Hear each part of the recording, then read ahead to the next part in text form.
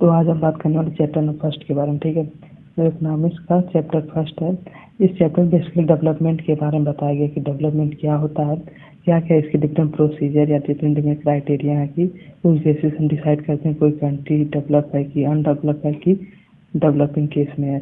तो कुल मिला जुलाकर हम इस चैप्टर में 10 पॉइंट कवर करने वाले हैं, जो कि बेसिकली सीरियल वाइज हम लोग कवर करेंगे। और ये भी देखेंगे कि हमारे जो डेवलपमेंट की क्राइटेरिया क्या क्या है और कैसे उसको एग्जीक्यूट किया जाता है, ठीक है। और इसमें ये भी देखेंगे कितने किस टाइप के क्वेश्चन पूछे जाते हैं। और ये भी देखेंगे कि वर्ल्ड बैंक जो हमारा है और जितने तरीके के ऑर्गेनाइजेशन या जितने भी एनजीओ इन्वॉल्व हैं कैसे अपने फंक्शन को परफॉर्म करते हैं और किस तरह के रिपोर्ट को फाइल करते हैं, ठीक है। तो कुल मिला जुला कर 10 पॉइंट कवर करने वाले हैं, तो वीडियो पूरा देखिएगा, चैनल भी सब्सक्राइब कर दीजिए, ठीक है। तो हम बात करते हैं सेकेंड पॉइंट के बारे में, ठीक है। तो सेकेंड में बताया कि बेसिकली की वार्ड डेवलपमेंट प्रोमिसेस, मतलब जो आपका डेवलपमेंट होता है किस तरह से डिस्क्राइब किया गया। जैसा कि हम जानते हैं कि अगर डिफरेंट पीपल है तो उनकी डिफरेंट नीड होगी, तो उसके डिफरेंट गोल भी होगा। जैसे मान जिसके पास कार है उसे क्या चाहिए, प्राइवेट प्लेन चाहिए, और जिसके पास साइकिल उसे कार चाहिए, ठीक है। तो बेसिकली हमें इस पॉइंट में बताया गया है कि सभी पीपल की अलग अलग डिजायर होती हैं, अलग अलग उनकी डेस्टिनेशन होती है कि उन्हें क्या क्या चाहिए, ठीक है। डेवलपमेंट हम इस बेसिस पर नहीं डिवाइड कर सकते हैं कि इनके पास ये है तो वही कोई क्राइटेरिया, ठीक है। अपने अलग अलग देश की अलग अलग क्राइटेरिया है, ठीक है। यूएस में जहाँ पर कार रखना कॉमन है, लेकिन हमारे जो इंडिया में अगर जिसके पास कार है उसे रिच फैमिली माना जाता है, ठीक है। तो कुल मिला जुला कर इसमें यही हमें समझना है कि डिफरेंट पीपल के डिफरेंट गोल होते हैं जो कि डेवलपमेंट के कैटेगरी में आते हैं, ठीक है। देखिए हम बात करते हैं कि इनकम एंड अदर गोल, मतलब कि जैसे कि ये ज़रूरी नहीं है कि जिसके पास केवल सोर्स ऑफ इनकम है तो वही अमीर होगा, ठीक है। तो उसके पहले हम लोग जानते हैं कि हमारे पास 4 कैटेगरी तो जान नहीं रहे हैं, फिर उसके बाद डिस्कस करेंगे।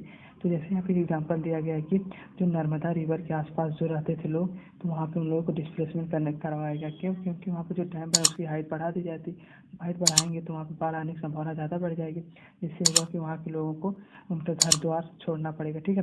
तो वही बताया गया है कि ज़रूरी नहीं कि इनकम के साथ साथ हमें कम से कम जहाँ पर हम रह रहे हैं वहाँ पर हमें एक सिक्योरिटी प्रोवाइड जरूर कम से कम हो, और हमारा जो फ्यूचर भी निश्चित हो कि कम से कम एटलीस्ट इतने दिन तक हम यहाँ पर सेफ रहेंगे, सिक्योर रहेंगे और कोई भी प्रॉब्लम नहीं होगी, ठीक है। तो कुल मिला जुला कर यही बताया गया है कि इनकम के साथ साथ हमारे जो रहने की व्यवस्था, खाने की व्यवस्था, एजुकेशन की व्यवस्था भी ठीक ठाक होनी चाहिए, जैसा कि हमने नर्मदा रिवर वाले केस में देखा वहाँ लोगों की कंडीशन क्या है, ठीक है बच्चों।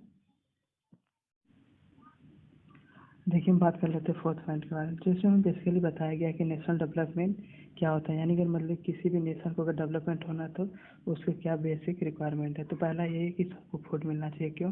देखिए अगर फूड मिलेगा तो सबकी बेसिक नीड पूरी होगी और कोई भी काम इफिशियंसी से कर सकता है, ठीक है। और दूसरा कि शेल्टर, मतलब कि सबको कम से कम घर रहना चाहिए, ठीक है। थर्ड पॉइंट की हेल्थ, कि सबकी वहाँ पे जितने भी लोग हैं सबको प्रॉपर हाइजीनिक फूड मिले, सबकी हेल्थ बरकरार रहे, इन केस आपको इमरजेंसी हॉस्पिटल की फैसिलिटी प्रोवाइड हो और सभी लोग एक दूसरे से कनेक्टेड हैं, ठीक है। फोर्थ जो कि सबसे इम्पोर्टेंट है, इसमें बेसिकली बताया गया है कि अगर एजुकेशन रहेगा तो वह कोई भी व्यक्ति ज़्यादा अनएम्प्लॉयमेंट कम होगा, कहीं ना कहीं सेटल हो जाएगा, और इससे होगा कि अनएम्प्लॉयमेंट रेट घट जाएगा, ठीक है। तो कुल मिला जुला कर किसी भी नेशन को डेवलपमेंट में आना है या डेवलपिंग कंट्री से बाहर निकलना है तो उसके लिए 4 चीज़ें जरूर से जरूर सबके पास होनी चाहिए: food, shelter, health and education, ठीक है। How to compare different country या स्टेट, मतलब अगर हमें किसी भी कंट्री है उसको किसी अदर कंट्री से कंपेयर करना कि वह डेवलपिंग है या अनडेवलपिंग है, या तो बिलो डेवलपमेंट है, ठीक है, या तो पूरी फुल्ली डेवलप है, तो उसके लिए बेसिक क्राइटेरिया है कि हम एवरेज इनकम निकालते हैं। एवरेज इनकम मतलब वहाँ की सारे पर्सन को देखते हैं कितने पर्सन है और हर पर्सन कम से कम कितना रुपये अर्न करता है, उसके बारे में हम देखेंगे कि इतना रुपये अर्न करने का तो डेवलपिंग में आएगा और इससे कम करेगा तो लो में आएगा, ठीक है। जैसा कि देखिए यहाँ पे दिखा गया कि जो जिस कंट्री में पर पर्सन एक साल में 4,53,000 रुपया कमाते हैं और इस कंट्री में आते हैं, ठीक है। और जो 37,000 से ऊपर 37,000 तक या 70,000 से नीचे कमाते हैं वो लोग लो इनकम वाली कंट्री में आते हैं, यानी कि थोड़े से गरीब कंट्री में आते हैं। तो कुल मिला जुला कर हमें अगर किसी भी कंट्री को कंपेयर करना है तो हम वहाँ देखेंगे पर कैपिटा इनकम कितनी। इस बात को हमें ध्यान रखना कि पर कैपिटा इनकम ही बेसिक क्राइटेरिया डिसाइड करना है कि कौन सी कंट्री डेवलपिंग है कौन सी कंट्री फुल्ली डेवलप है, ठीक है। तो कुल मिला जुला कर आपको ध्यान रखना है। देखिए 6 पॉइंट बात करते हैं कि क्या इनकम ही मतलब कोई भी पर कैपिटा इनकम के ही जो क्राइटेरिया है कि हम डिसाइड कर लें कि वो कंट्री डेवलपिंग है या तो फुली डेवलप है। नहीं, देखिए इसीलिए कई सारे क्राइटेरिया हैं। पहला तो लिटरेसी रेट है कि वहाँ पे जितनी परसेंट की लिटरेसी रेट कितना है, ठीक है, मतलब आप कितने लोग पढ़ रहे हैं और कितने एजुकेशन फैसिलिटी या एजुकेशन फैकल्टी क्या वहाँ पर कैसी है, ठीक है। दूसरा इन्फेंट मोरलिटी रेट, यानी कि वहाँ पे जो जितने भी बच्चे जन्म लेते हैं कितने ज़्यादा सिक्योर हैं और उनकी हेल्थ रिलेटेड ज़्यादा इशू तो नहीं है उसके बारे में, और कितने बच्चे पर ये 1000 पे कितने बच्चों की डेथ होती है उसके बारे में भी डिसाइड करते हुए ये भी एक क्राइटेरिया है। और नेट अटेंडेंस रेशियो, मतलब कि वहाँ पे जो स्कूल फैसिलिटी है तो कितना प्रोवाइड किया जाता है। देखिए पब्लिक फैसिलिटी मतलब जो कि कर वही भी रनिंग गवर्नमेंट है या कोई भी कंट्री है, वो जितनी भी वहाँ की पॉपुलेशन है जितनी भी पब्लिक उनको क्या क्या फैसिलिटी प्रोवाइड करती है, ठीक है, चाहे वो डेवलपिंग हो चाहे डेवलपिंग हो चाहे फुली डेवलप हो, ठीक है। तो जैसे कि हम बात करते हैं पहले इंडिया के बारे में, तो इंडिया में हमें पीडीएस साफ यानी पब्लिक डिस्ट्रीब्यूटिव साफ, जो जानते हैं आप लोग राशन साफ, जैसे कि गांव में आप लोग भी देखते होंगे कि राशन साफ नहीं होता है कि इतने कम पैसे में फूड प्रोवाइड करते हैं और अनाज उनाज देते हैं, वही होता है, ठीक है। और ह्यूमन डेवलपमेंट रिपोर्ट्स, मतलब कि जो कहीं पर देखे होंगे कि सरकारी कॉलेजों में या सरकारी स्कूलों में वहाँ पे सभी डॉक्टर आते हैं और सबका बच्चों का चेकअप करते हैं कि क्या इनको प्रॉपर हाइजीनिक फूड मिल रहा है कि नहीं, प्रॉपर हाइजीनिक है कि नहीं, इनको कोई हेल्थ रिलेटेड इशू तो नहीं है। जैसा कि आप लोग देखिए टीका भी लगता है, ये भी इसी कैटेगरी में आता है। यानी जो गवर्नमेंट है या किसी कंट्री है उसकी इकोनॉमिक कंडीशन इस बात पर भी डिपेंड करती है कि वहाँ के जो पीपल हैं, क्यों देखिए बच्चों क्यों, क्योंकि बच्चे बच्चे भविष्य होते हैं, ठीक है। बेसिकली बताया गया है कि सस्टेनेबिलिटी ऑफ डेवलपमेंट, वैसे अगर हम कोई भी चीज़ को डेवलपमेंट कर रहे हैं या कोई हमारी चीज़ अगर हम उसको बना रहे हैं तो वह कितना देर तक सस्टेनेबल रहेगा, यानी कितना देर तक टिकाऊ रहेगा, ठीक है।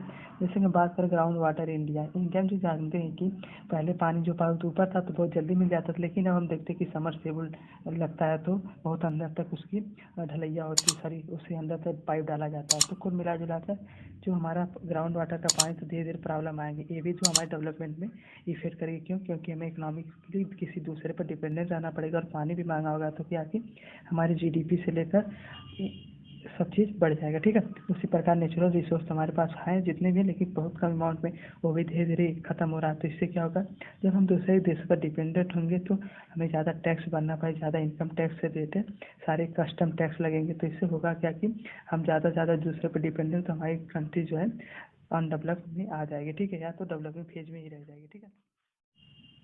देखिए अगर हम बात कर लें कि वर्ल्ड बैंक क्राइटेरिया, मतलब कि जो वर्ल्ड बैंक है वो क्या क्राइटेरिया निकाला है कि कौन सी कंट्री को हम रिच कंट्री कहेंगे या डेवलप कंट्री कहेंगे, और किस कंट्री को हम या तो डेवलपिंग या तो लो डेवलप कहेंगे, ठीक है। तो अगर जिस भी कंट्री में अगर पर पर्सन कैपिटा की इनकम, यानी जो वहाँ पर हर पर्सन अगर 4,53,000 पर महीने कमाता है, ठीक है, तो वह क्या होगा, सॉरी पर साल कमाता है, तो क्या होगा, रिच कंट्री होगी, ठीक है। अगर इतना अमाउंट कमाता है तो रिच कंट्री का, अगर इन केस वह 37,000 रुपये पर मंथ कमाता है तो क्या होगा, हाँ वह अनडेवलप होगा या तो लो इनकम वाला होगा, ठीक है। मतलब अगर जिस भी पर्सन का यही बेसिक क्राइटेरिया कि कितना रुपए होगा तो हम बता सकेंगे कि रिच कंट्री है या अनडेवलप, ठीक है। तो बच्चों हम बात कर लेते हैं कि कंक्लूजन के बारे में। तो इस चैप्टर में बेसिकली बताया गया कि डेवलपमेंट क्या है, क्या इसके डिफरेंट क्राइटेरिया हैं, क्या इसके डिफरेंट फेज हैं और क्या इसके डिफरेंट गोल हैं, कि जिस बेसिस पर हम डिसाइड करते हैं कोई कंट्री डेवलपिंग है कि अनडेवलप है, कि उसकी ग्रोथ किस हिसाब से बढ़ रही है, ठीक है। और ये भी हमने देखा कि हम दोनों कंपेयर कैसे करते हैं कि इसको हम डेवलपिंग कंट्री की कैटेगरी में डालेंगे और इसको अनडेवलप कंट्री की कैटेगरी में डालेंगे, ठीक है।